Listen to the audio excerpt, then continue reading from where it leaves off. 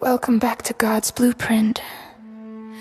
We just came off the high of Genesis 15, where God promised Abram descendants as numerous as the stars. But today in chapter 16, things get messy. We're looking at what happens when human impatience tries to help a divine promise. This is the story of Hagar, Sarai, and the birth of Ishmael. It's been 10 years since Abram arrived in Canaan. 10 years of waiting. Sarai is tired of waiting.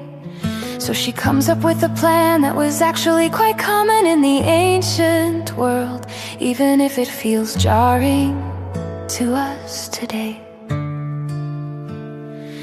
She tells Abram to take her Egyptian servant Hagar as a second wife, to bear a child for her. Abram, instead of reminding Sarai of God's promise, simply agrees it's a parallel to the Garden of Eden. The husband listening to a misguided plan instead of leading with faith. The blueprint is being ignored for the sake of a shortcut. Predictably, the shortcut leads to a crisis. Hagar becomes pregnant, and the power dynamic in the household flips.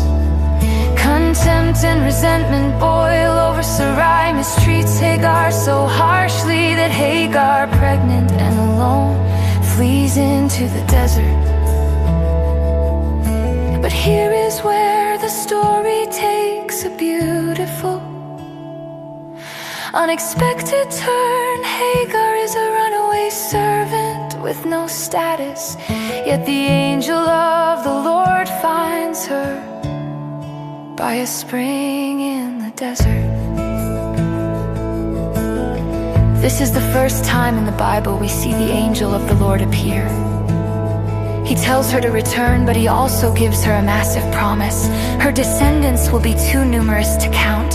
He tells her to name the boy Ishmael, which means God hears. Hagar's response is one of the most profound names for God in all of Scripture. She calls him El Roy, the God who sees me. Think about that. In a culture where she was often treated as property, the creator of the universe stopped to see her pain. Even though Ishmael wasn't the child of promise that would lead to the Messiah, God still cared for him, and his mother Ishmael is born. When Abram is 86 years old, and for the next 13 years the Bible goes silent. Genesis 16 is a raw look at human failure and divine mercy. It shows us that while our shortcuts often create baggage and conflict, God doesn't abandon the people caught in the crossfire.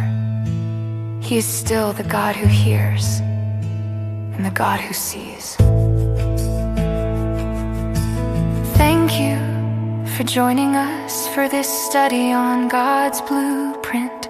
If this episode gave you a new perspective on the complexities of Abram's family, hit that like button and subscribe. We're moving toward a major name change and a physical sign of the covenant in our next video.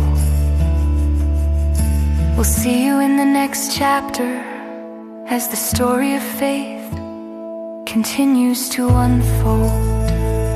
The question of the day. Before you go, I want to leave you with a question to think about or discuss in the comments. When you are waiting on a promise from God, how do you distinguish between taking a step of faith and taking a shortcut like Sarai did?